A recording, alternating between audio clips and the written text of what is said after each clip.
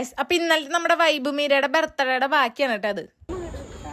Birthday to you വൈബ് മീര.